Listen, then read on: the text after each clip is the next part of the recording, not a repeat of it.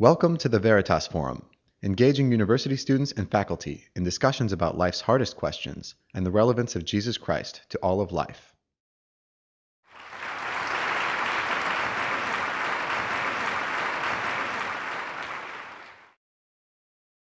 I'm going to start out just by saying a couple words about Saul, which maybe I shouldn't by way of starting out, but I will. I've been learning from Saul Levmore for many, many years, so it's a particular privilege to be in conversation with him tonight. When I first became a law professor 23 years ago, Saul was one of the very first people I asked for advice about how to become a scholar. What Saul's advice was, which he probably doesn't remember, was read as many law journal articles as you can and look for places to enter the conversation. It was very simple advice, but it was the best advice I got when I was a young law professor. As it turned out, a friend of mine from law school, and we both went to a law school that Saul taught at for many years, was passing through Philadelphia this week, and I told him about this event. His reaction was to immediately get a little bit of a look of alarm on his face. He said, "You're not going to try to debate Saul Levmore, are you?" And I assured him, no, we wouldn't be doing that at all. We're just planning to have in public the kind of conversation that we have in private, and unfortunately haven't had as many opportunities as I at least would like in recent years. I was well aware, and am well aware, that the idea of debating Saul Levmore is crazy. I may be a professing Christian, but I don't think of myself as crazy, so I didn't come to debate. The organizers asked us to address three questions in our opening remarks, and so what I thought I would do is just briefly address each of the three questions in turn. The first question is, how would you describe your core beliefs, and can you explain why you believe what you believe? Let me begin by giving a very compressed answer to that question, and then I'll unpack it just a little bit. As a Christian, I believe that the universe was created by God, that He created us in His image and designed us for relationship with Him, and that we have rebelled against Him, both as individuals and as a race, and we fully deserve to be rejected by Him, but that God has offered us reconciliation through the death and resurrection of Jesus Christ. These beliefs have three key components. The first is that God created the universe and that He is separate from the universe. But we're made in His image, and the universe is in some sense a reflection of Him. This suggests that the universe is intelligible, and that our minds are capable of making sense of how the universe works. One of the ironies, it seems to me, of the battles between religion and science over the past century or so is that the Christian belief that the universe is intelligible was one of the main drivers of the emergence of modern science. It's what got Isaac Newton out of bed in the morning, and the same could be said of many of the other giants of the scientific revolution. The second key feature of my beliefs is that I believe we all rebel and have rebelled against God. To use the biblical term, we are sinful. Our sinfulness takes a variety of forms, including breaking the basic rules of right and wrong, and treating otherwise good things, such as our family or our profession, as if they were ultimate things, as if they're our God. Being a workaholic, for instance, which is something that I'm prone to, probably a few of you may be as well, can be a sin. This may be one place where Saul's and my beliefs agree. I'm not certain about that. But I suspect that Saul would put the idea of sinfulness in somewhat different terms. The last key component is the belief that Jesus' death and resurrection are the only way that we can be reconciled to God. Because Jesus died the death we deserve to die, we have an avenue to permanent reconciliation with the God who created and sustains the universe. As an aside, let me say that if you've never read the Gospel, I would urge you to give them, the Gospels, I'd urge you to give them a look. Even if you're not persuaded by their claims, I think you will find them simply astonishing, even 2,000 years after the teachings and the events they recount.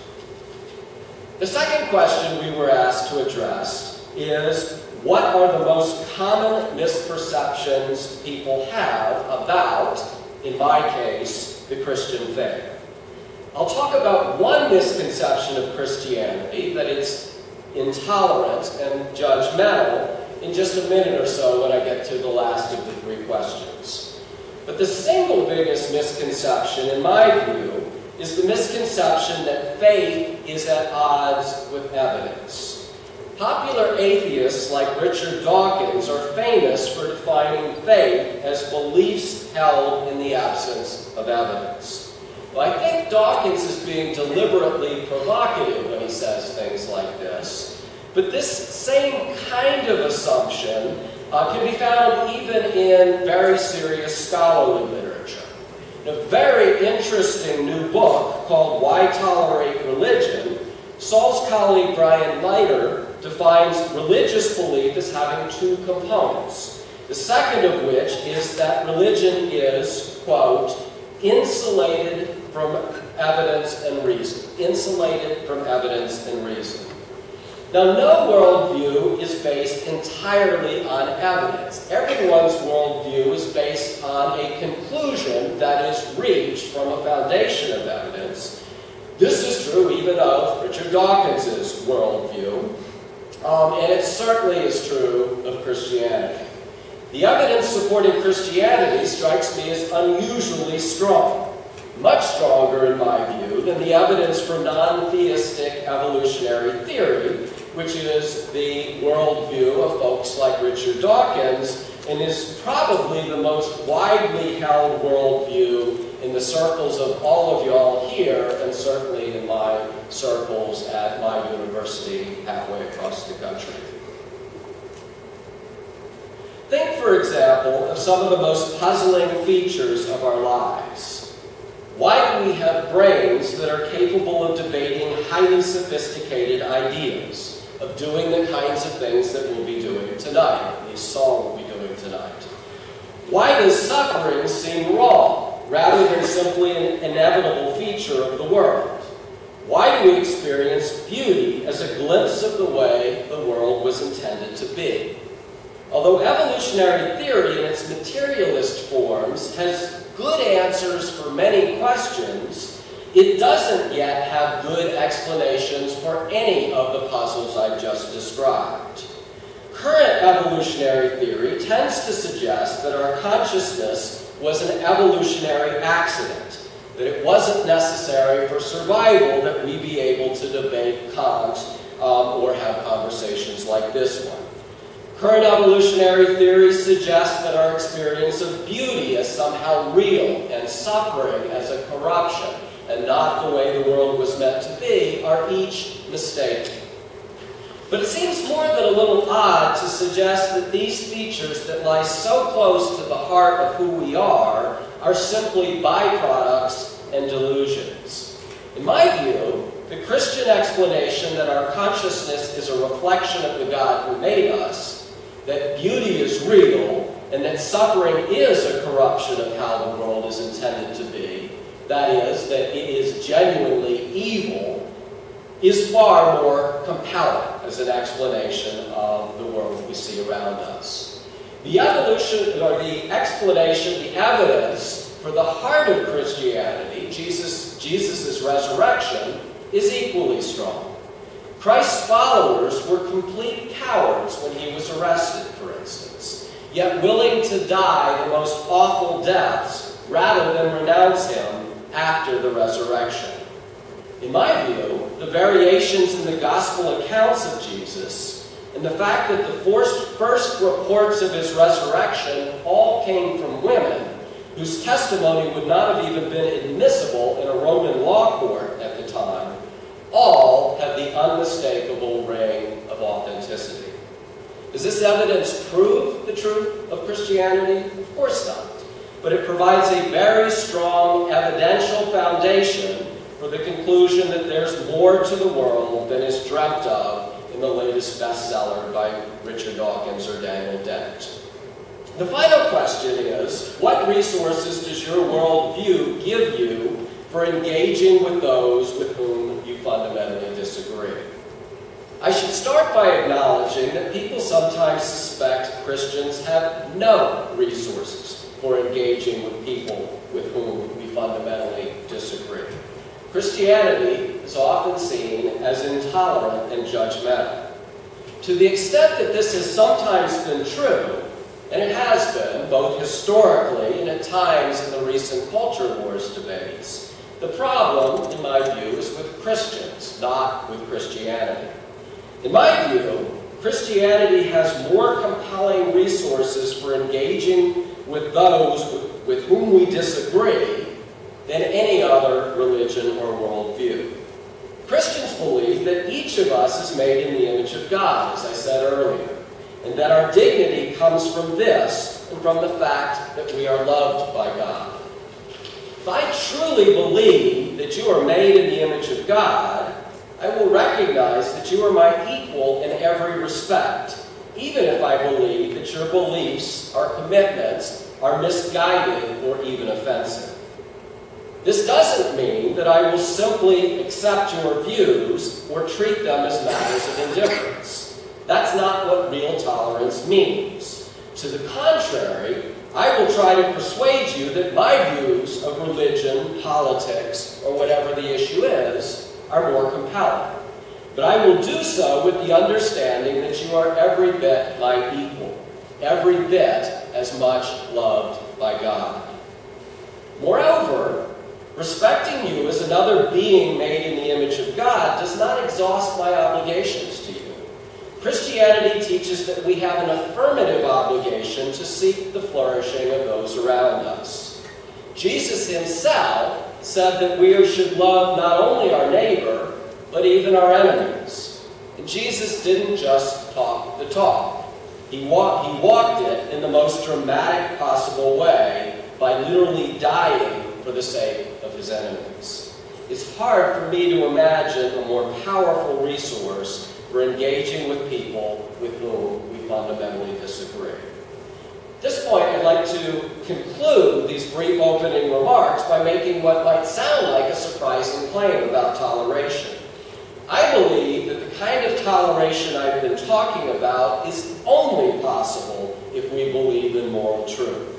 Only if I believe that each of us is made in the image of God, and that we have a moral obligation to love even our enemies, can I even begin to tolerate in the ways I've been talking about. Thank you.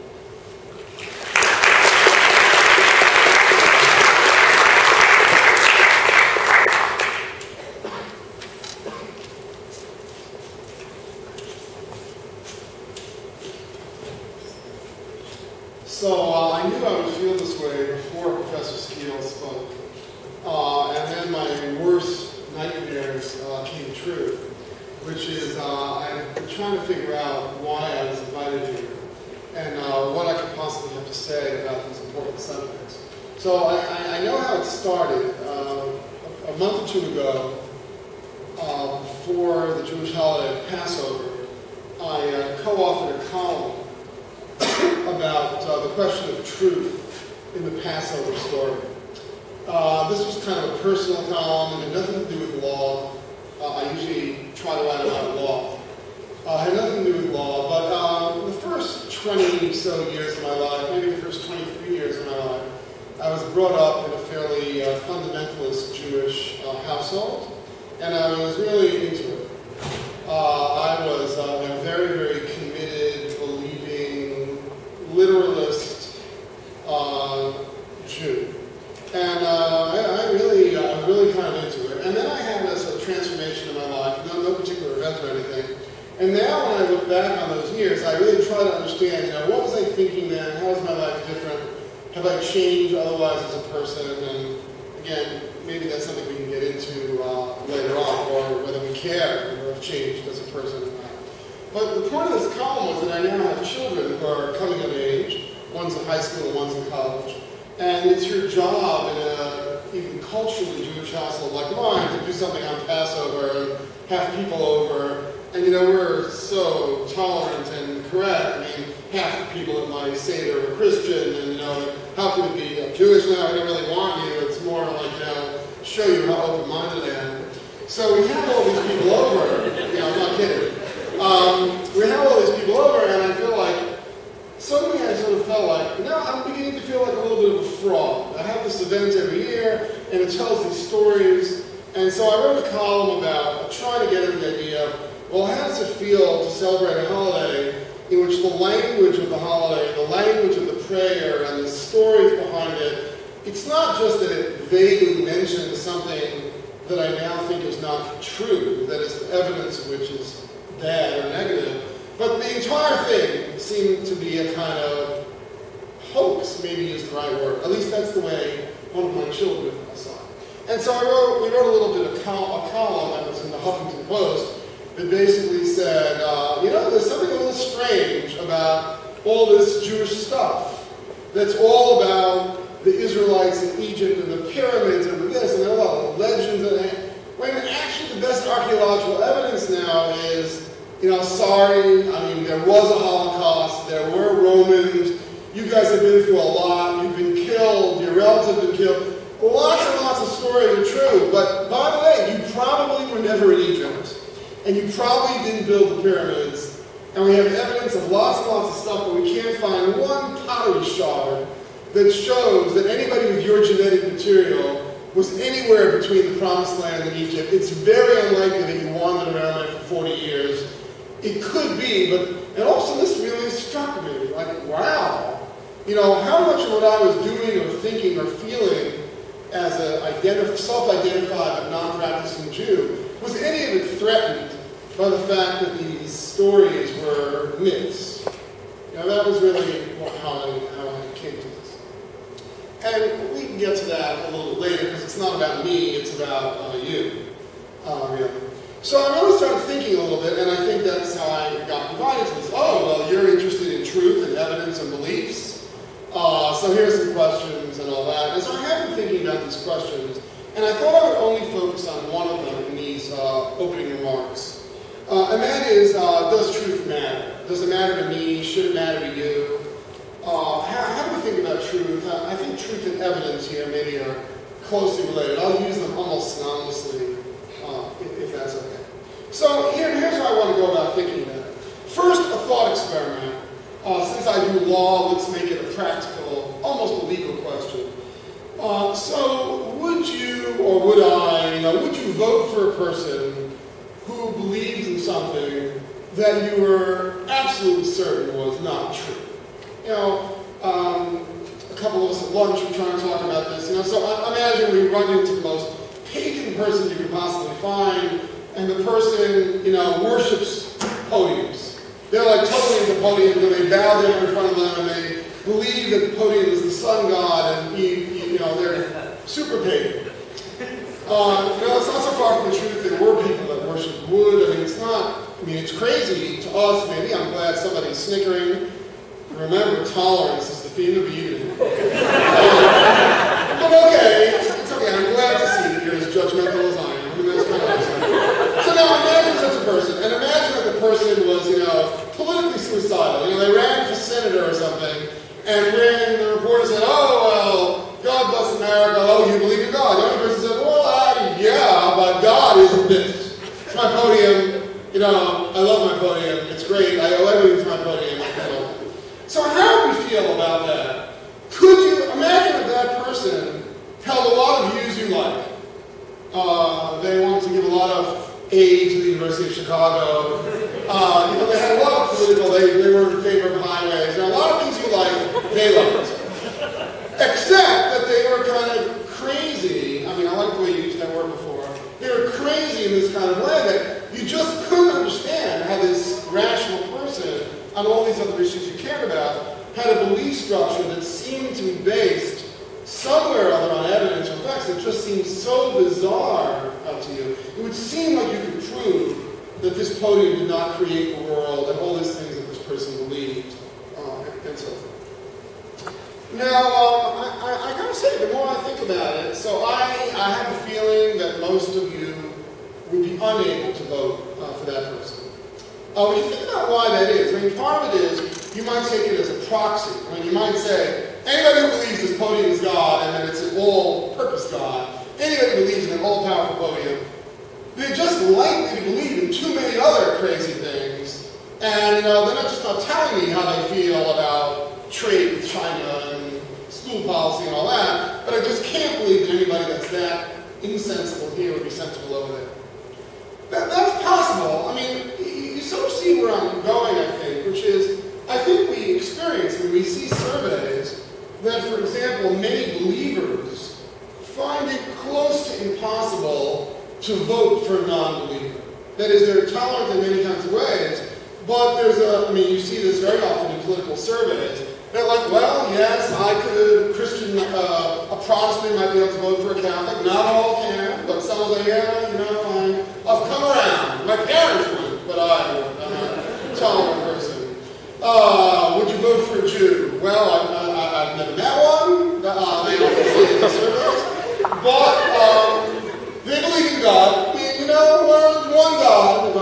Well, what if they believe in many gods? Well, it's not really a very good question because we've almost never had anyone in American politics crazy enough to stand up and say, oh, I believe in many gods, or stop the God thing, I don't believe in anything. Or even to say, it's none of your business what I believe in, let's talk about highways. I mean, no one seems to say that. It doesn't work politically, with some rare exception of that.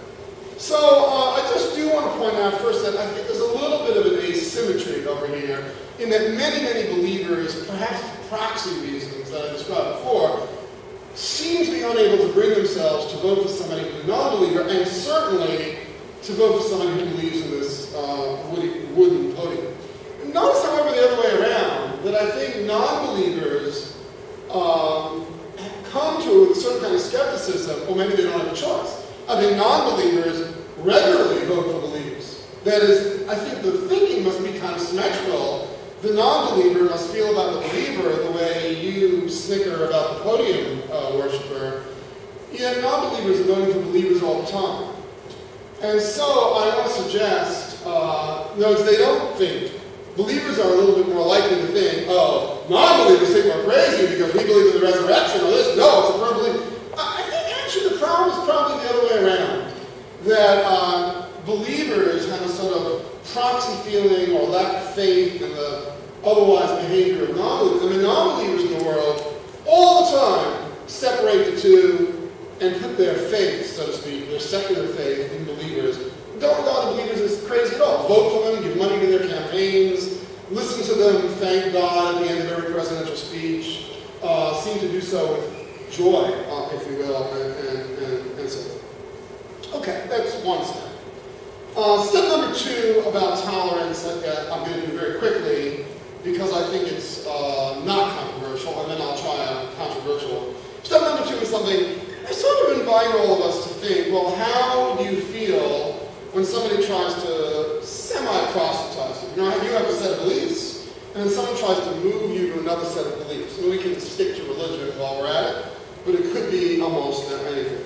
So you go somewhere and your neighbor says you should come to my church, and they start, you might think it's harassment, they might think they're being gentle and making cookies or whatever it is, but they want you to go to a different church. Or imagine that my parents wanted you to come to their fundamentalist synagogue full of men and women sitting separately, and the men wearing long black coats and lots of beards, and swaying around and screaming things out that struck you as very strange, and all that, and washing their hands in all sorts of bizarre ways. I mean, there are a lot of things right in other religions, especially among liberalists and fundamentalists, that are very, very strange.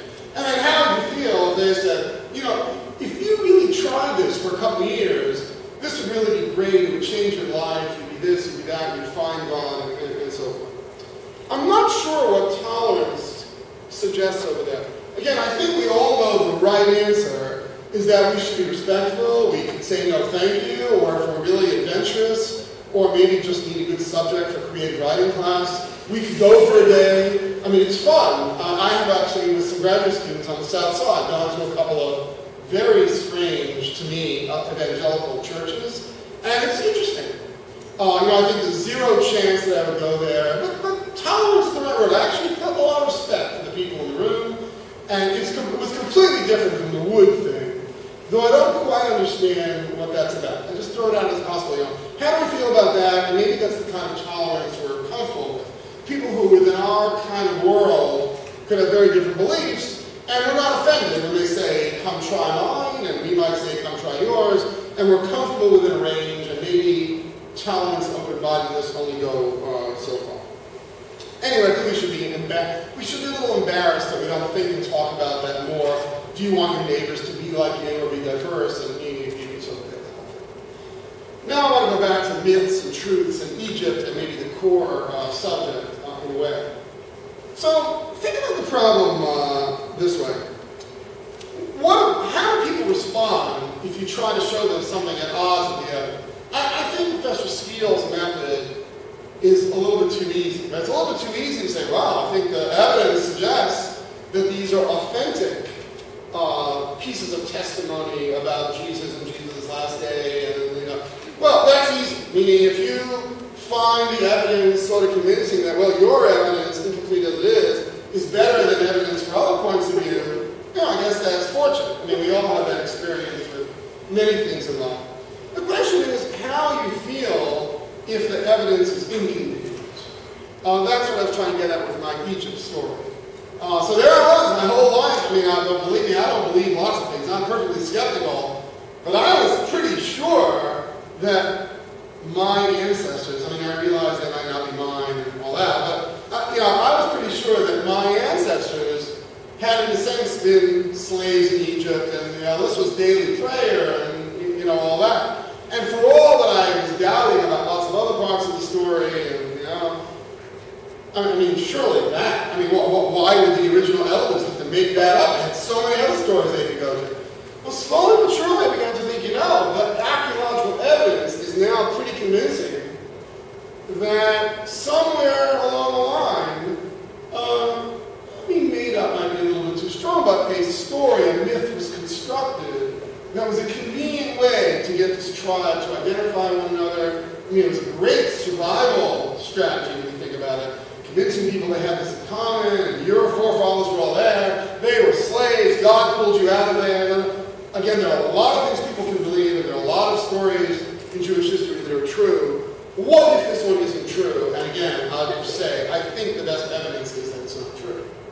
So I started asking people, how do you, maybe I'm shaken by this. I knew when I would call old friends of mine or people visiting that I knew from my religious days. And interestingly enough, well, some people, including my own siblings, were like, whoa, let's not go there. You've fallen from the faith. We really, of course it's true. We really can't go. What if it's not? I would say in my best law professor kind of way. And they would just say, stop being a law professor, But other people have a very reaction of, so cool and sophisticated, right? They would just say, it really makes no difference to me whether it's true. I would say they're consequential. They would just say, of course it's not true. I don't think there was a ladder that went up to the sky of Tower of Babel. I don't think George Washington cut down a cherry tree. It's stories. They're just stories. They're just myths. They're convenient myths. They engage children in the story of the people. They make people think about higher questions of existence. And then, of course, as you get older, these people now say with a straight face, and maybe they're right.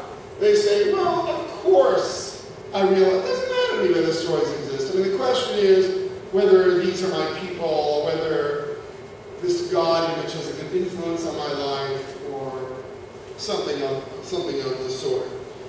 I mean, I think what they're saying is, well, the religious experience for me gives me a sense of well-being and belonging. It's certainly the common story gives me a sense of community with co-religionists. I mean, I think there are a lot of, why do people all over the world believe? Why there's so many faiths, unbelievable number of faiths with a lot of overlapping stories on. I think we can safely agree with psychologists that say, whatever each person's belief about his or her own faith, if asked, why do so many people around the world have beliefs like this that are not the same? I think it's like, well, it seems to fill a certain human need, it has a certain kind of convenience, maybe it makes them better people. The evidence on that is mixed, of course.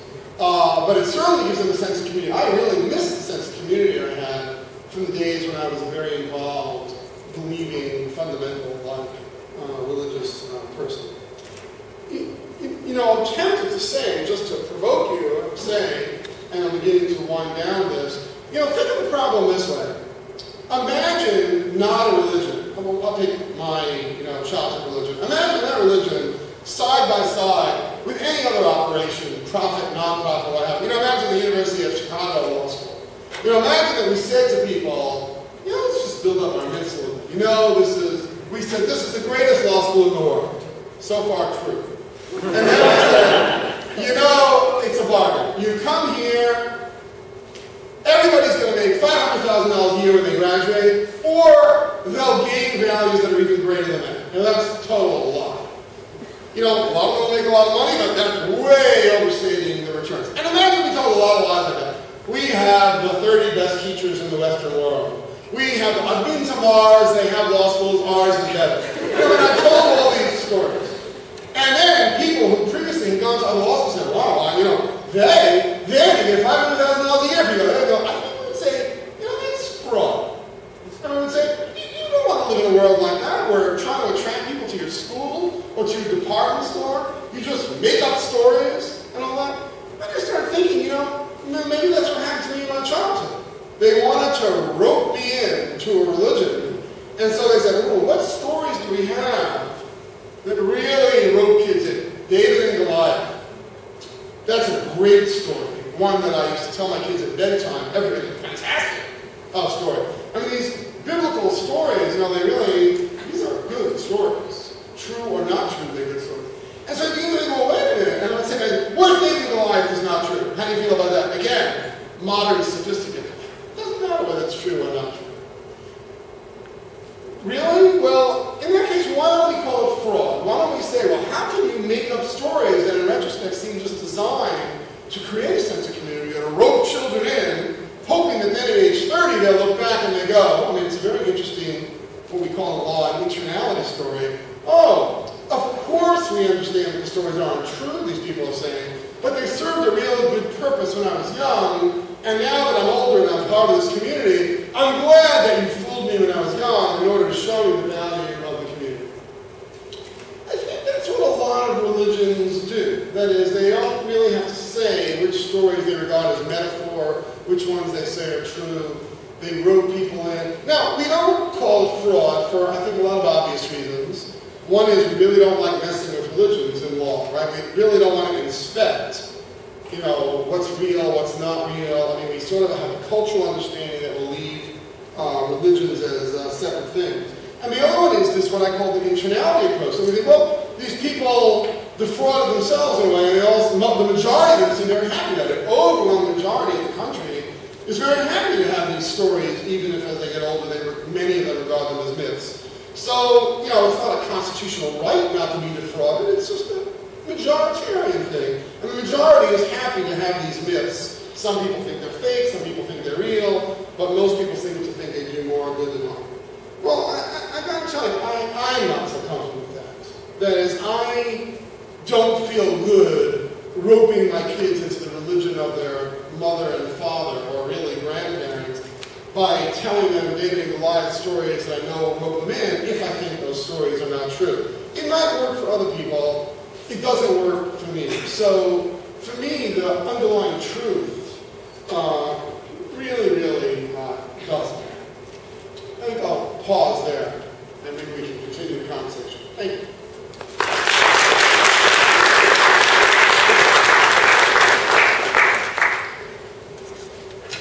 Hear me? Yeah. Great. Thank you both for opening presentations. I think they've raised a lot of interesting questions for us to discuss. And the first question I'm going to ask is something that both of you have sort of started to broach, and so I guess I just would like to expand a bit further on it. And this is the question about universality of your core beliefs or lack thereof, or belief in sort of making plain the non-facticity of other beliefs. So You can call it belief, it's okay. Okay, so belief can mean, or just for the purposes of our conversation, can mean very different things on both sides of being here.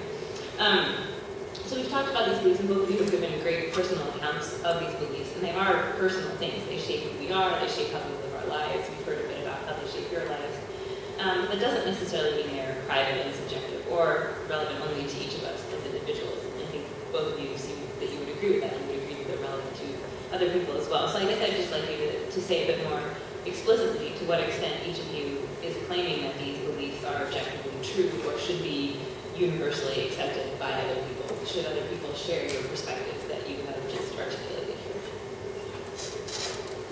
Stick with the order.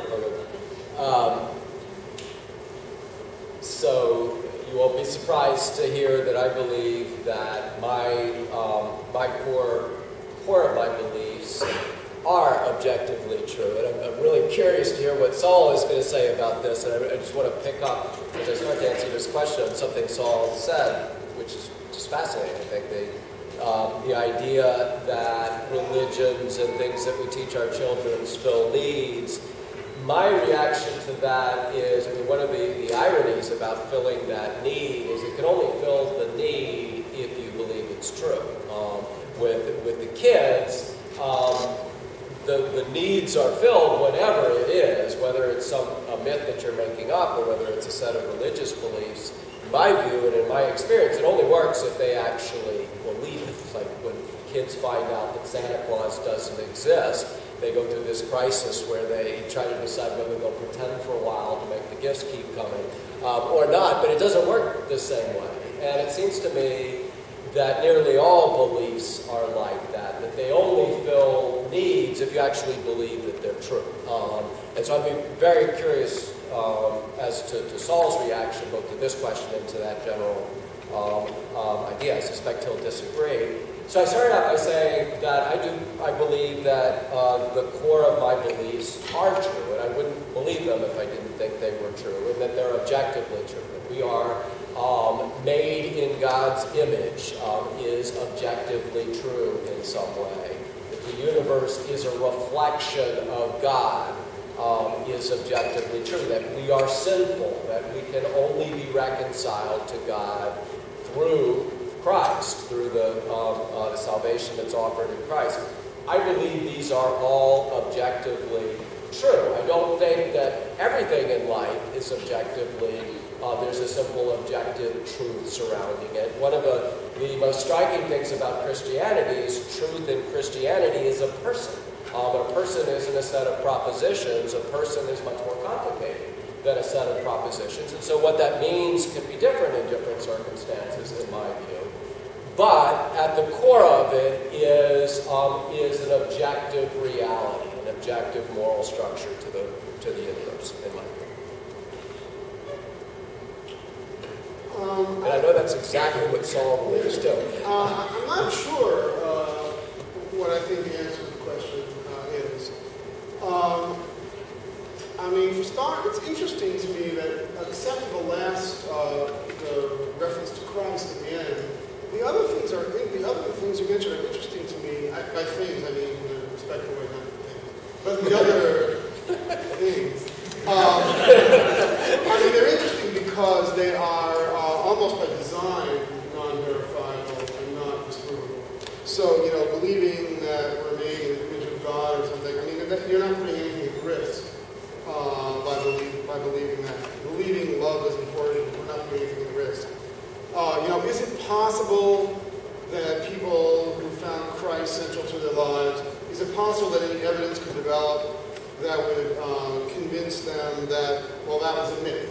And if so, then it would be like my Egypt myth. And then afterwards we would say, well, now that it's been revealed to you, I don't mean to offend anyone with the hypothetical, I think actually probably a lot of people would say, it's okay with me if it's a metaphor, because I now see a lot about what wrongfulness is and what sin is and what it means to die for sins and what, I actually think most not almost all, would survive such a crisis of evidence. Again, it's extremely unlikely that this would occur, but to the extent that we want to think of that as a verifiable or non-verifiable thing, it's okay to distance from that, sorry. So I think that would be, a good example, and I think that would be fun. Meaning, I'm not sure it matters how much to shape that at the belief. Here's a minor anecdote. In my religious period, I entered college, and I, really believed, as I said. And it's hard to look back and realize how you set yourself up for humiliation. But I had this freshman teacher who was at Columbia, New York. She was a very famous New York radical, and she had her own radio program. It was so radical that the radio program was always like an hour behind schedule. Really radical. I forget how young you guys are. Radio was the thing. She was really a character. So she was, and then one of the assignments was, write, it was like this kind of assignment. Her assignment was, write an essay on an event in your life that had tremendous impact on you.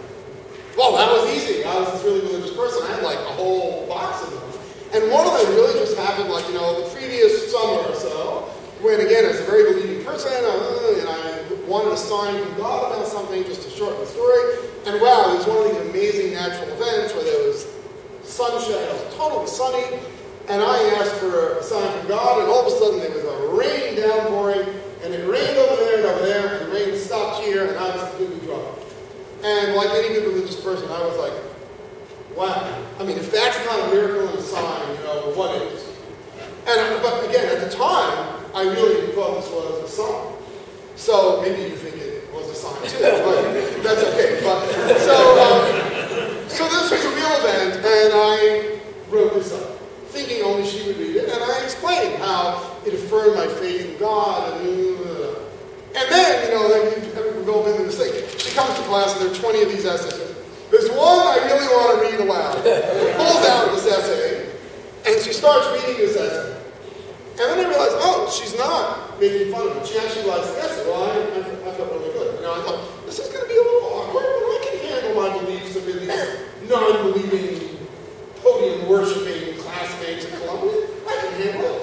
And then she goes on and on. And then all of a sudden, I could just feel the whole thing, and she gets to her point. She says, isn't this a fantastic essay? Notice the dripping irony and sarcasm, line after line of this essay. She could not believe that anybody really believed in God, much less that God would show a sign with the rainstorm and stuff. And she went on and on and on, and hands it back to me and says, and I was like wearing a skull cap, she didn't get the whole thing. And she was like, and coming from where you're at, it is so courageous of you to write it. It was really amazing.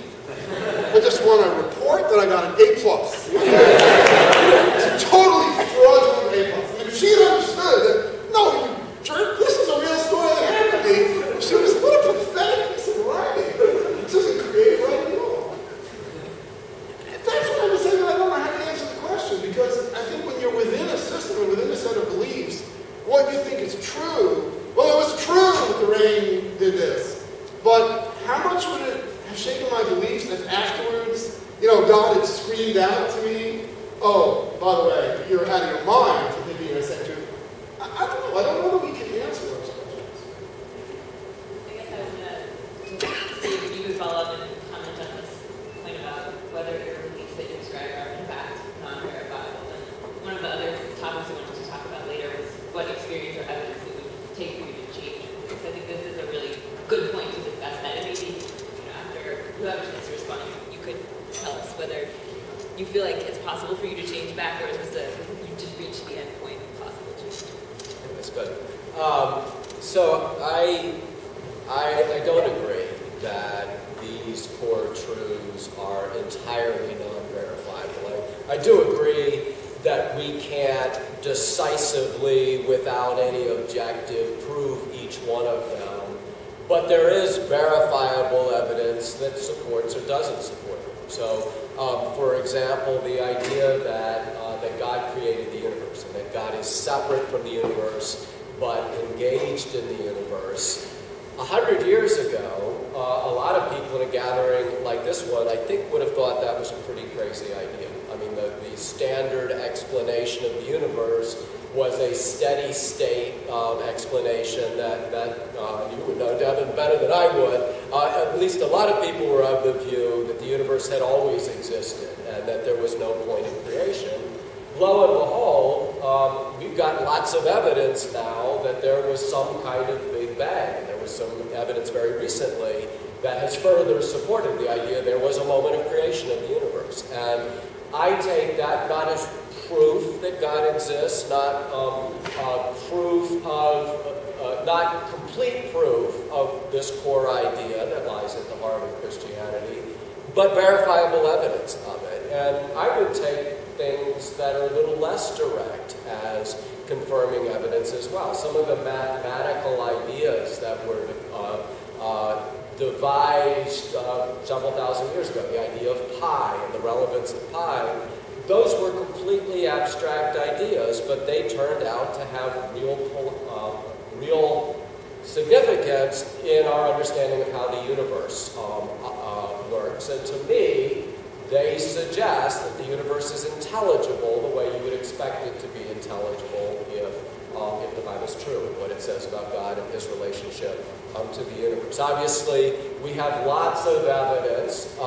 It is contested evidence about the resurrection and about the effect that the resurrection had on the people around Jesus. And all of that, I don't think, is knock down decisive proof, but I think it is evidence, and it is verifiable in that sense. So I would not agree that these are all non-verifiable, completely vague truths, that there are elements of verification with each one of them. On the question of what it would take for me to change my beliefs, it's quite simple.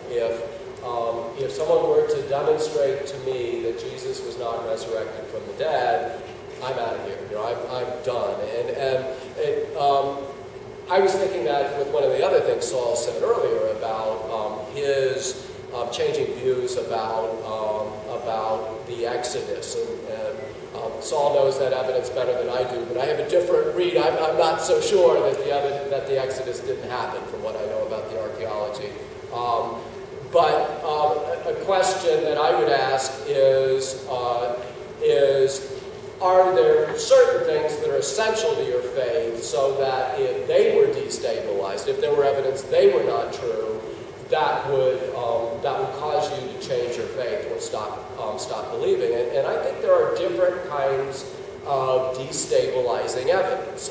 Certain things that were thought to be destabilizing for Christians, such as the fact that the earth revolves around the sun rather than vice versa, turn out to be not destabilizing at all and incidental and in fact completely consistent with the Bible once you understand how the world works.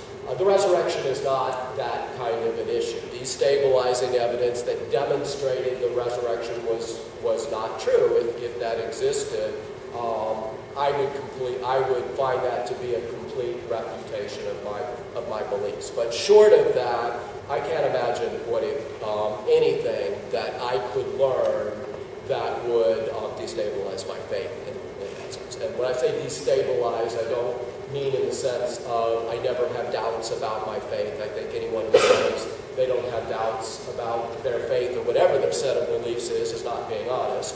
But I'm talking about causing me to cease belief in Christ. I'll get it for you. First, a minor debate point, and then more important thing. Wait, I actually don't want you to write it down. I want you to forget. First, I appreciate the intelligible, unintelligible thing. I think to me that's neither here nor there. That is, I think if you see things in the universe that are intelligible, there's an excitement of, oh, well, maybe there's a creator planning behind it.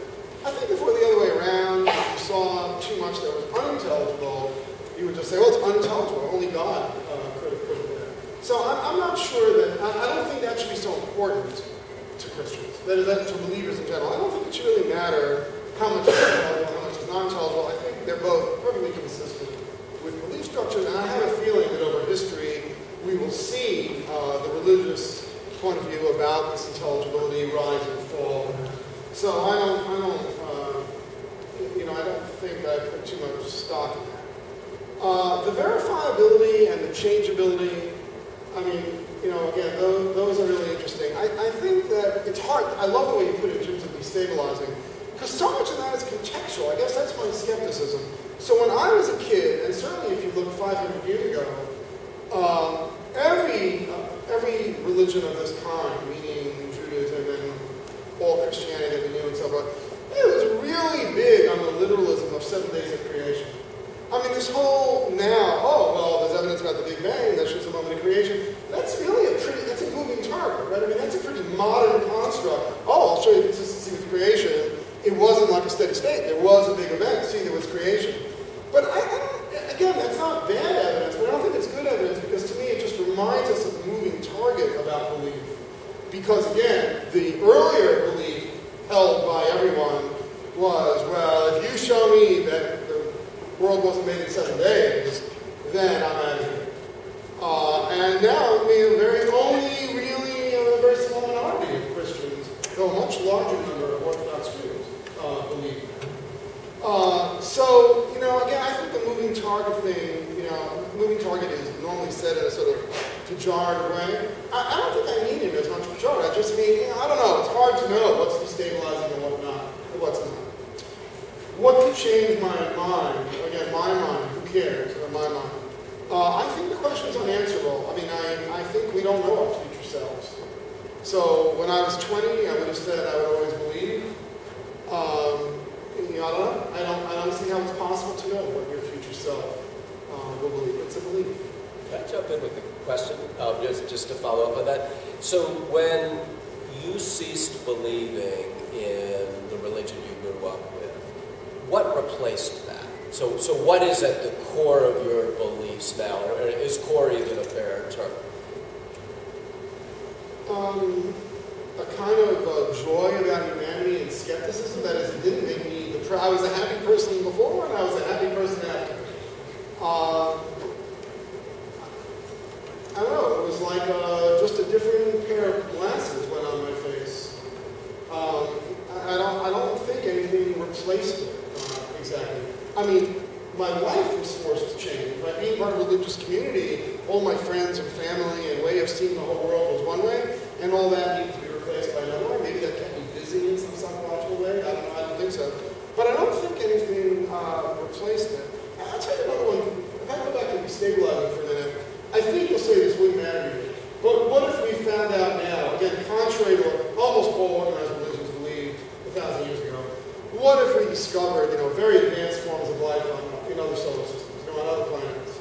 Would that be destabilizing? That would be destabilizing at all. Okay, but hundreds of years ago, that would have been extremely destabilizing in all religions, because it was, Earth, it's part of the Earth-centered, sun-centered thing, right? It's about Earth, and Adam was put here, and that was thought to be core belief. I think as time went by and science went by, the core belief and what counts as destabilizing changed.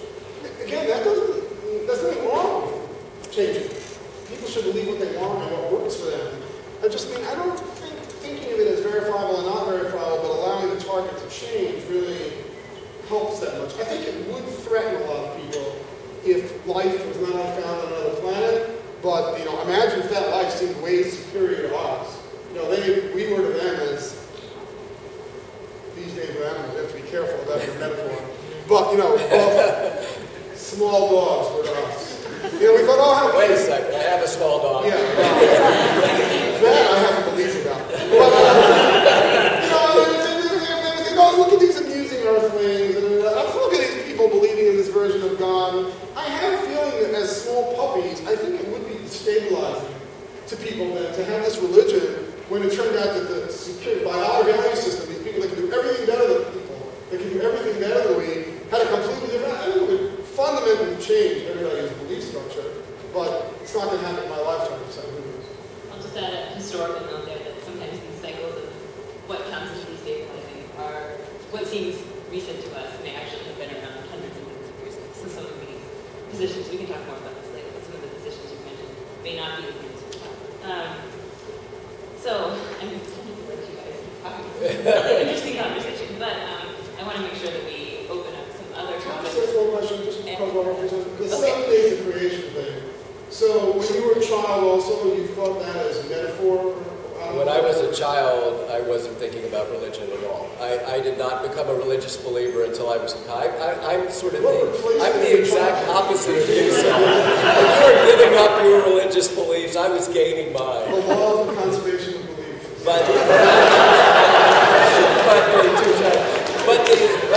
This is, I think, something Devin was alluding to. The idea of a 7-day creation, that's not something that goes all the way through history as a dominant view. In the time of Augustine didn't believe in a 7-day creation, I don't believe. And so, I mean, it really, in some respects, and Devin can correct me if I'm wrong, is largely an American phenomenon that the large percentage of believers believing in a 6-day creation is really 19th and 20th century America is where that became as widespread as. Why is the resurrection more stabilizing than the 7 days of creation? What's the difference? Well, the difference is it's the essence of the religion. I mean, the religion is about our separation for God and our need for reconciliation. Well, but creation is also. It is, but it's creation that God created the universe, not how He created the universe. But where's that coming from? How do you know which version? I think you know which version from reading the scripture and reading it in light of what we're finding out about the world. So I think it's not surprising that views turn out to be wrong before we learn more about the world and how we would have had no reason to believe that the world was billions of years old, 2,000 years ago. And so there's an updating that goes on, but it's an updating that's done, in my tradition at least, and from my belief, taking Scripture as absolutely authoritative. So it's an updating of an interaction between what we're finding out about the world and what Scripture says. But Scripture has priority, so we don't just change it based on what. Yeah, I understand. You mean some Scripture. Jump in if you want to. Okay, well, I was just going to pause and actually make sure that we could get a little bit back to me. And then if you find this line of questioning really interesting, as I do, then feel free to bring it up again. But before we run out of time, we need to open to the audience. I just want to bring us back around to the key question in the forum. So this title, our forum title asks whether truth excludes tolerance. And so I'd like to ask you guys to address this question a bit more directly. And I think we have, the question is about the relationship between various ways that you can try and tempt each other to change it, and which of these are acceptable and which are not. So I think we have a nice example here of the good form of attempting to change it. Whatever that is. So I think I think I was going to ask whether you thought it was ever legitimate to try and change each other's beliefs. I think that certainly we both say that it is, but I guess to say more about the extent to which this persuasion is acceptable and the context in which it's acceptable in terms of society as a whole, maybe within a university setting. We know that we should not try and force each other in any circumstances, but there are circumstances where we should not try and persuade for the help. So I'll say a couple quick things about this. And one is, as I said in my opening remarks, I'm of the view that when people think of tolerance as I'll put up with whatever your views are, sort of an indifference to them, that to me isn't tolerance. Tolerance is engaging one another, taking their views seriously, and trying to persuade them if we believe that if I believe that your views are misguided. So tolerance to me is an active thing. It's not simply accepting what everybody believes around me, and it's not an indifference to them. But I do think it's important to think about the context in which that conversation takes place, and to sort of pick up on something Saul was saying when he was talking about different ways people could try to persuade you. I believe that having that conversation, a conversation where you seriously engage one another's views, is not possible apart from relationship.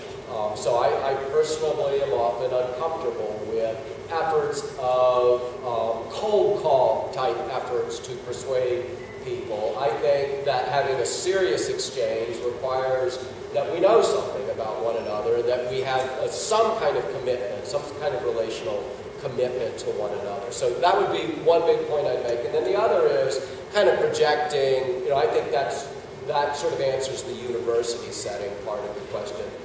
Projecting it more broadly to how should we think about this as a society, I do think these are things we shouldn't be trying to police with law. So a law that would say you can't proselytize, I think, is a very problematic law. If there is a norm that proselytizing is inappropriate with people that didn't invite you in any way to have a conversation with them, that strikes me as one thing. But legally prohibiting efforts at persuasion, I think, is problematic. And in many places in the world, there is serious legal prohibition of having to have these kinds of conversations. I guess the main point I would make is I believe that persuasion in the context of genuine tolerance requires relationship, and that's a key part of the equation. I completely agree. I guess it is human nature that in order to have these relationships and conversation, you need to have some level of mutual respect. So that's, I guess, what I was trying to get at with my inartful podium example. I think it's probably true for all of us that there is a limit to our ability to have these relationships of respect, because there are belief structures that other person could have that are so far from our own conception of plausibility or whatever, that I almost don't think we would believe the person if they said, oh, I'm willing or engaging with you. I mean, just think, wow, it's just too crazy in my worldview. Even though maybe 1,000 years or 1,000 years ago it wouldn't be. So within a large boundary, this is the last question that I have, so the rest of you please be starting to think about what we would like to ask our speakers. So this question is about the relationship between religious beliefs and cultural practices, and maybe it continues to develop with this idea of persuading other people and the universality of belief that we've talked about before. So I think it's obvious we have an amazing variety of cultures in our world, and many of them are represented here at the university, which is one of the fun things that I found as a student. And religious beliefs and practices are definitely part of culture. But I'm wondering whether you think it's possible to distinguish them from their cultural settings. So another way of putting the question would be, does advocating for the objectivity or the universality of your beliefs, whatever they may be, mean that we give up on this kind of cultural diversity? So my answer would be no, and I do think there is a distinction, or there ought to be a distinction between cultural differences and religious beliefs. I do think they are different things. Religious beliefs, in my view, are about truth and what is true and what is not true. Cultural practices are not about that to the same extent. Historically, this has been an issue for Christians. Christians have often confused the two in missionary activities and sought to export American culture, not just Christianity, and I think it's had some problematic effects.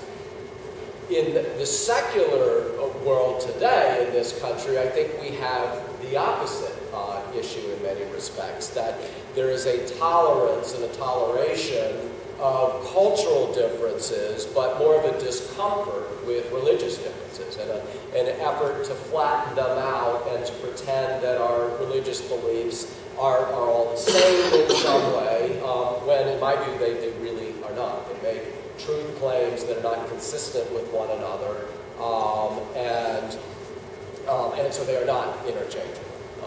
I'll stop with that. But. That's a great question. That's my favorite question.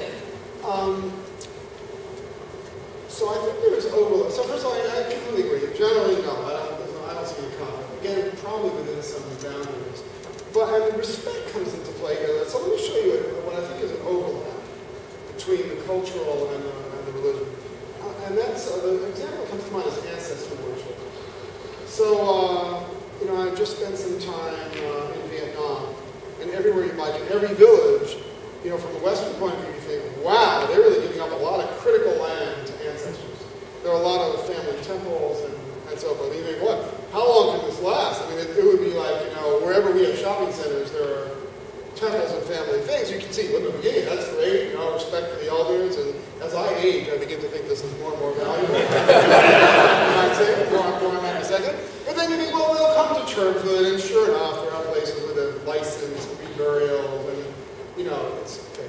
But it's very close to religion, because after all, there are within a lot of religious traditions, certainly my ancestors, meaning from my father on earlier, they really did believe, I think they made it literally, they really did believe that, it's too personal to say, but my father would often say, he was a sophisticated guy with like a master's degree, absolutely believed that his long dead mother was watching from heaven and had an eye on him, and if he did something right, she was pleased, and if he did something wrong, she was disappointed.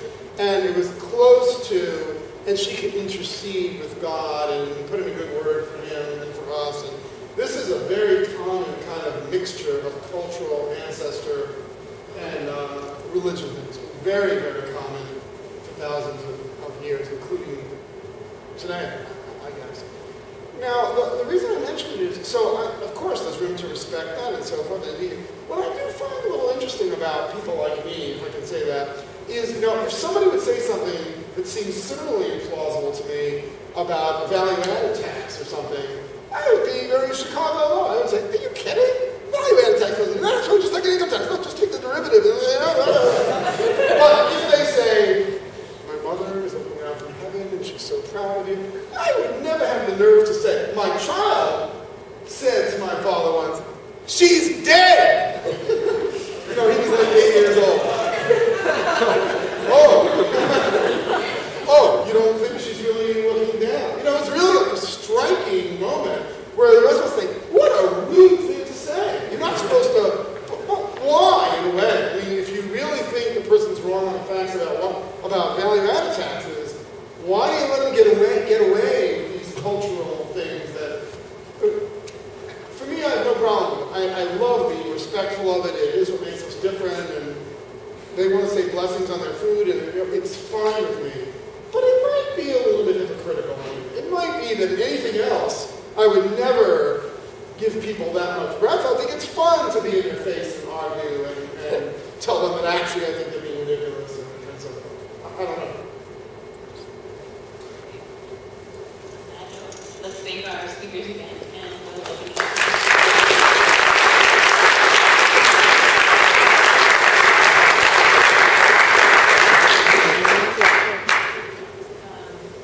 If you have a question, please just raise your hand and someone will bring the mic to you.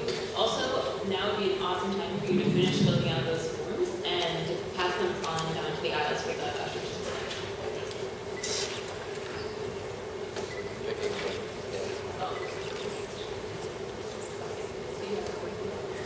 All right.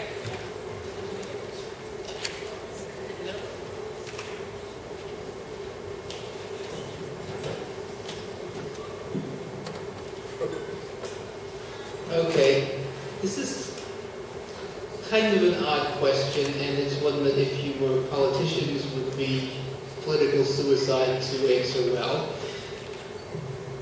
But I personally find it helpful if I can see that people I'm talking with have really seriously considered all the options. So I would ask if each of you could present sort of as persuasively as you can the best evidence you know against your formulates.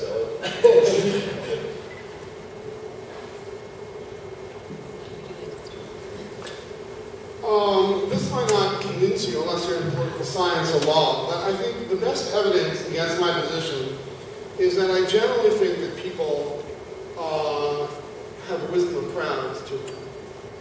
And we can be misled, but by and large, if over many generations and many countries, billions and billions of people believe in close versions of the things that Professor Skeel believes in, I find that shakes my confidence in my beliefs, because I believe in the wisdom of crowds, and I think people are, especially if unbiased over the long run, they're likely to get, blah, blah, blah.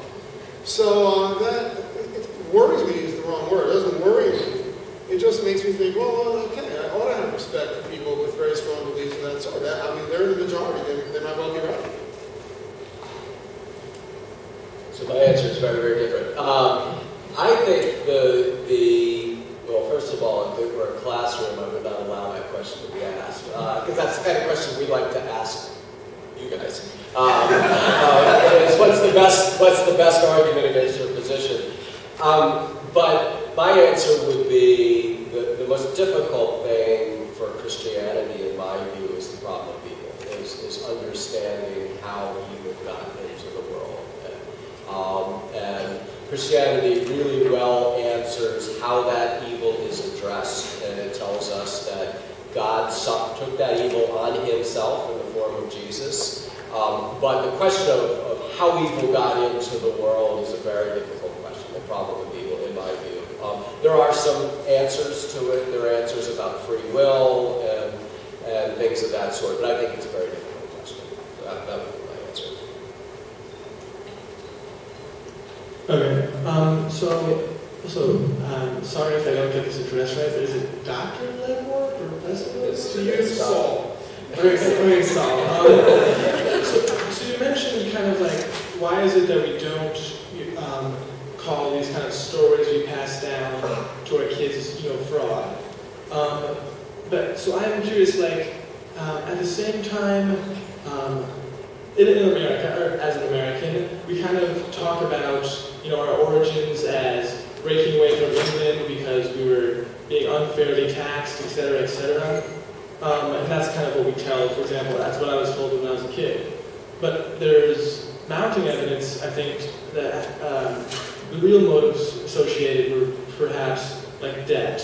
Like just in one of my classes, like in this room a few days ago, we talked about how there's a lot of even archaeological evidence that said these people who kind of broke away from England were motivated so they could not have to pay this country anymore because they were indebted. At the same time, even though I think the real motives associated and the reasons we kind of declared independence are not those that we tell our kids, but at the same time, I think you may, I don't know what you do, but you may still tell these explanations to your kids when they kind of ask, like, oh, hey, why are we in America? Or at the same time, I think we as a community would not want to go around saying like, oh, this is fraudulent. Like, how do you, like, in what ways don't we all tell it? Like, isn't kind of like lying to yourself, like, kind of what you do as a Don't talk yourself too far into Okay. it. You misconceive me. No, I think it's not fraud if when you tell the story you think it's true. It's only fraud if you keep going and you think it's not true. No, I think it's a great thing about our society that we update. So, no, I, of course, follow these theories very closely. And if anything, tell my kids very strongly, They had a good story about the stamp tax. And look how this interest group thought they could get people to do that. And the Boston Tea Party, I mean, really? You really think that that's a tea? Evidence is they sold a lot of it. No, we're always tearing ourselves down in order to build ourselves up. I don't think we need to be fraudulent about it. Part of it, of course, is that we have an underlying truth, which is that we think independence and liberty are real values. And we think, no matter how great the Britons might have been to us, eventually we were going to be independent and be liberty. There are very few Commonwealth, So I think the ending is a little bit easier to get to. So I find it easy. This question is for both of you. There was a discussion earlier of some kind of like what kind of beliefs are verifiable and what like verification has to do with how we discuss those beliefs. I was wondering if you guys think it's possible to even agree on like a neutral criterion of verification if you have particularly different worldviews. I'm going to go first, because I have a flattering thing to say. Talk as long as you like. Yeah, there you go.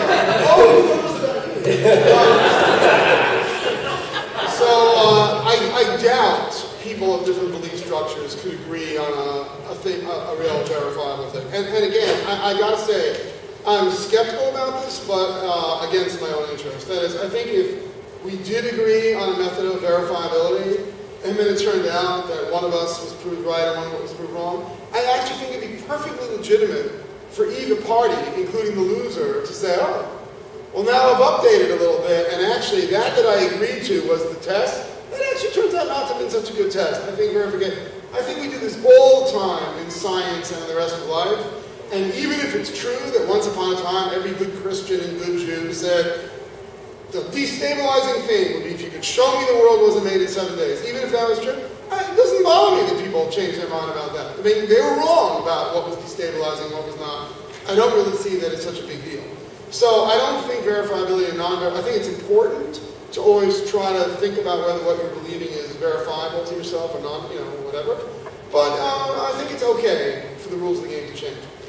However, here's something that I think is verifiable. For people who think that part of being Christian or Jewish or many other belief structures, maybe they think it is a kind of consequentialist. If I'm a good Christian, I'm a better person. I love my neighbor better. I do that. That seems to me verifiable. I have to tell you that one reason when I look back and I think about reasons I left religion, one of them had to do with that I began to find it repetitive and boring maybe. It might have been about my restless personality, my version of the religion. But another might have been that, as I went out in the world, I just didn't see any evidence that the people who grew up like me were really any better than the people who grew up otherwise. Part of the problem, and that's worrisome if you think that being a religious person ought to make you a better person. I think this is part of the problem of an organization like Veritas bringing Professor Skeel into town. Because, don't get too embarrassed, don't listen. I know him for years. He happens to be a fantastic person. You notice I say happens to be. He's a generous person. He's really a good person. I would trust him with anything. I would make him the executor and guardian of my children in a minute. And in fact, we have a very good friend in common, now deceased, who I think was a good Christian, who was my executor and guardian of my children for a while, although we had different beliefs.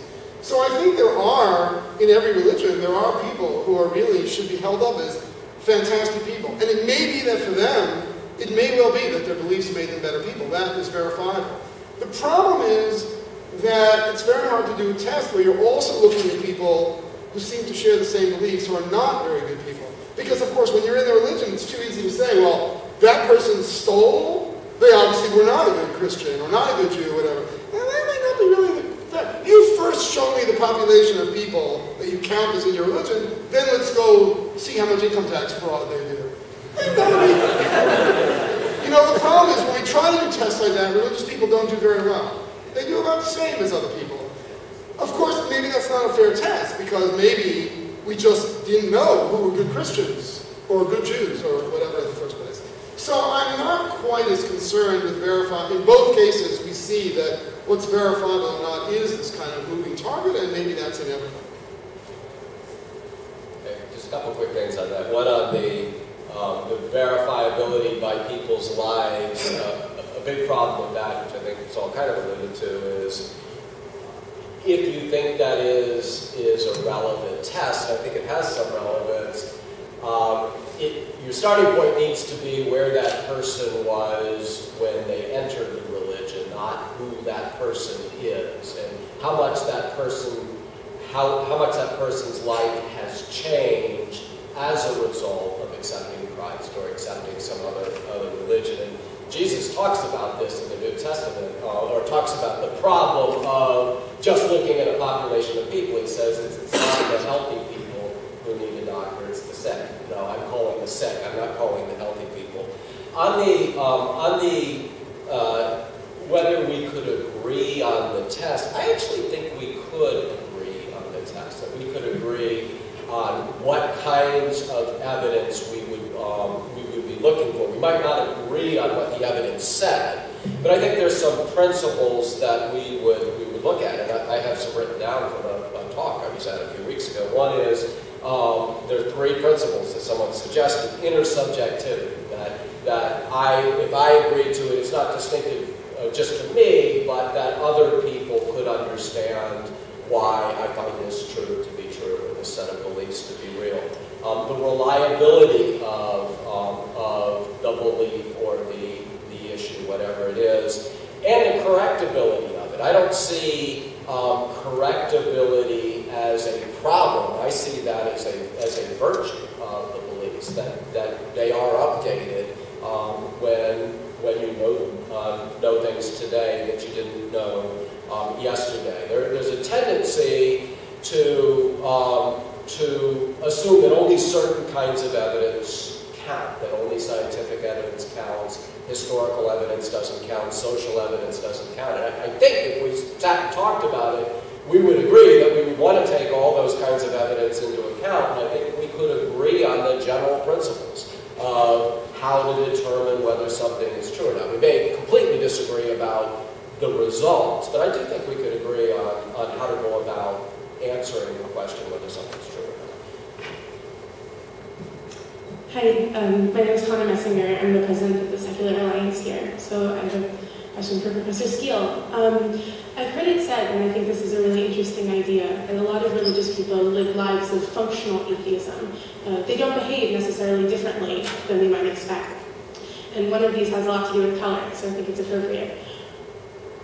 What is it, I suppose I'm assuming something about your beliefs, but we'll go with it. What is it like for you, really, to go around with the full belief that the people around you, the people you care about, the people you love, the people you interact with, a great deal of them are going to hell? I thought the question was going to continue. It's a very good question. It's a very difficult question. So I'll answer it in, I think, a couple of different ways. One is that it reinforces to me the importance of having conversations about what we believe and encouraging people to think seriously about what they believe. Because if I'm fully living out what my beliefs are that if you don't accept Christ, you are destined for hell.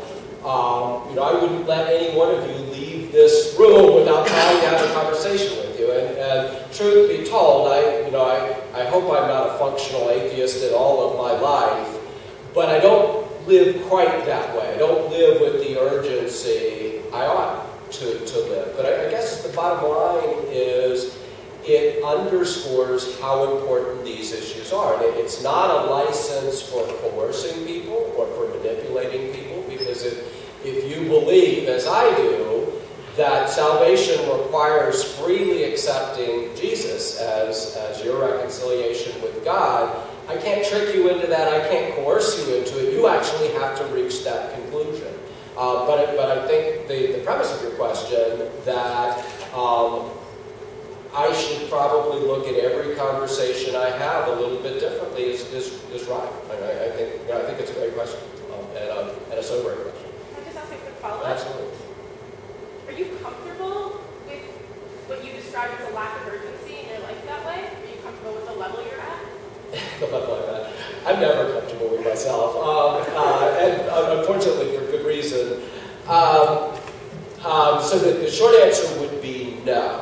The longer answer would be, I do take these issues seriously. I take it seriously with my own family members. As I said at the outset, I don't come from a Christian family. I don't come from a family that really believe much of anything, and I'm aware of it in every conversation I have with family members. I'm aware of it in my conversations, with everybody I interact with. I do believe that it is really important to have a relationship, when you're talking about these things. So I'm not going to corner somebody on the street and say, do you know you're going to hell? accept Christ into your life. But it is a subtext, because I believe that's the case.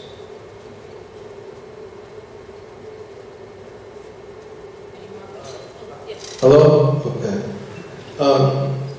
It was very enlightening to listen to both of you gentlemen. I really appreciate what you had to say. And the question that I have now is more related to my own personal growth than anything else. But historically, Christianity has been intolerant from the early 12th century to the 18th century. There's been a lot of intolerant behavior within Christianity. And even today, looking at the many denominations that have sprung up over time that I would consider to be one man's inability to get along with another man, so they start their own thing rather than work out their differences. So how does synergy get created within the various denominations of Christianity to bring Christians together to have a bigger impact on our society than they do now? That's one question. The other question is relative to what you were saying, is that not telling kids all of the stories in the Bible, choosing the stories in the Bible you want to tell them. What's the difference in that and telling them about Alice in Wonderland or Hansel and Gretel? You know, the fairy tale type stories. You know, so, was that clear? Oh, absolutely. Yeah. Should I start with my part of it? So I took that to kind of be two questions. The first part, the part that you addressed primarily to me. One is, I'm kind of taking the second one first, which was about denominational divisions. I may be a little less worried about denominational divisions than you are. I do agree that there is a pattern of whenever anybody's unhappy with their local church, they go and start their own denomination. I do agree that that is problematic. But I don't think that the ideal would be just one denomination. I think there are reasons, I mean, there are things that the denominations divide on that are not ultimate issues. So what your view of baptism is, you know, that's an important issue, and I can see why denominations would divide about that. Those are not ultimate issues. So I guess what I would say is I would be less, I'm less concerned that there be one denomination, maybe more concerned that those divisions be a little bit more malleable, so that they're not taken as being ultimate distinctions, and so that we can work across denominations. Well, that's what I'm talking about. I'm not talking about one denomination. I'm talking about that each denomination operates within its own framework without creating or having much synergy across the board. I think that's changing. I mean, I think that's much less true in my view now than it was when I was in college setting. So I think there are hopeful signs on that. Your first issue, which was the intolerance of religion historically, there's no question that there are many ugly examples of intolerance by Christians and by Christianity. My answer to that is that one of the great virtues of Christianity is that it is self-correcting. That intolerance is not what Christianity is about. That intolerance invariably is an abuse of what Christ called for. So when you look at things like slavery and the Crusades, that's not people following what Christ taught. That's people distorting what Christ taught. So the great virtue of Christianity over time, I wish it were a much more attractive track record than it is. There's been a lot of good done by Christians, but there has been some intolerance. The great virtue is it is self-correcting. That intolerance is not what Christianity is about. It's an abuse of Christianity. And so, I think the harder question is a better question. I think it's too bad we don't have a better test. I mean, if in the era of the Crusades there were many countries that were dominated by atheists, then maybe we would have a little bit better evidence of, well, did religion in general make people kill each other more for no reason, or did it have a good result? I don't think we know. All these countries at the time, everybody that had a sword had a belief system. And so we just find out that under virtually every belief system, people were capable of maiming and racism and hating their neighbor and so forth. I think we just don't know whether they would have been better off if they hadn't had the faith or not. I think that most parents, to answer your easier question, I think most parents are happy to tell their kids very quickly that what's fiction and what's non-fiction when they tell them stories and read.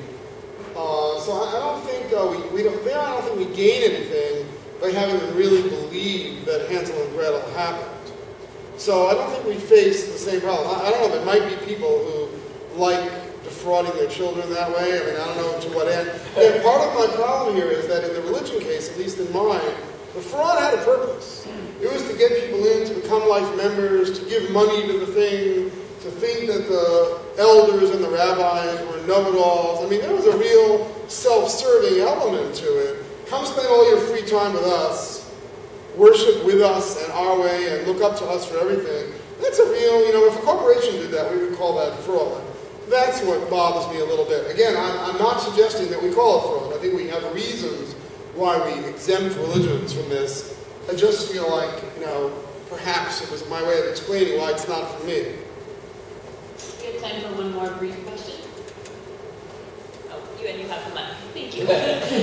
Hello, my question is for Dr. Skeel as well, and it's kind of going off from that sense of betrayal that a believer might feel when ultimately what they thought was ultimate truth starts being categorized into literal truth or like ethical truth or moral truth.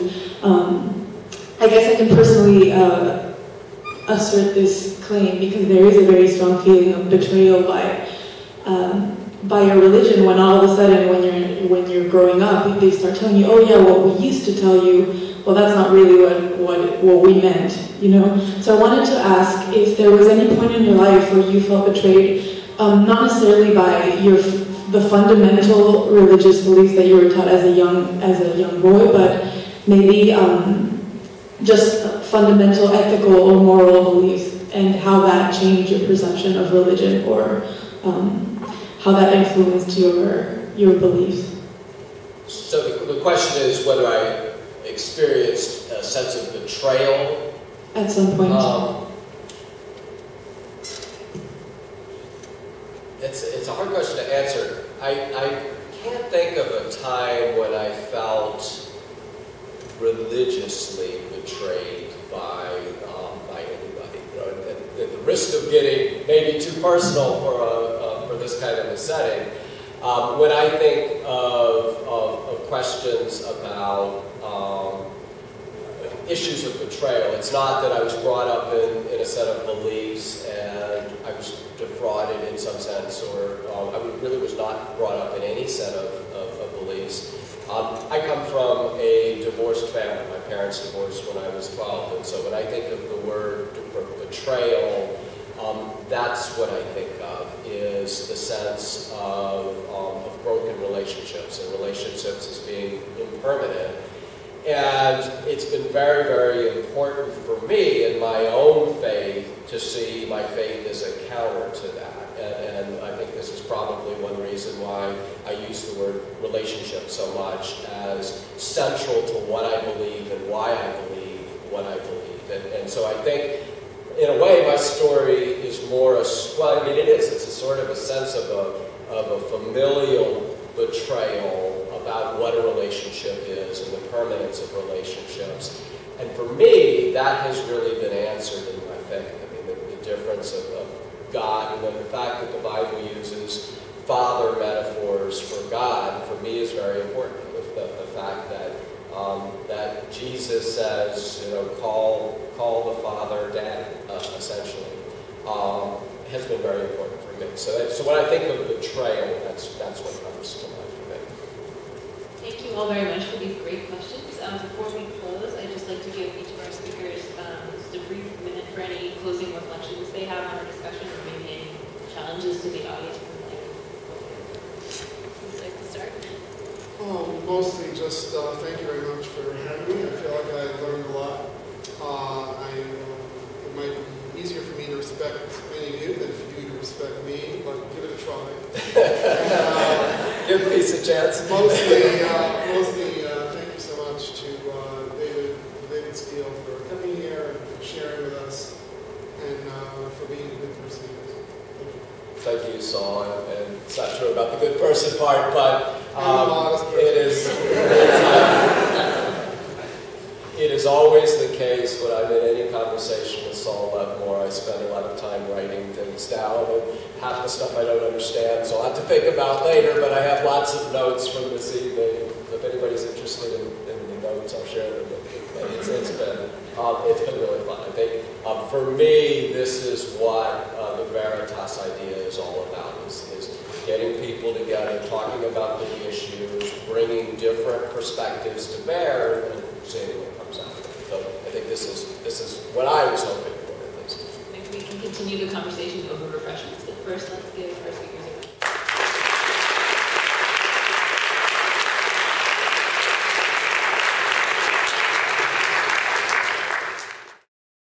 For more information about the Veritas Forum, including additional recordings and a calendar of upcoming events, please visit our website at veritas.org.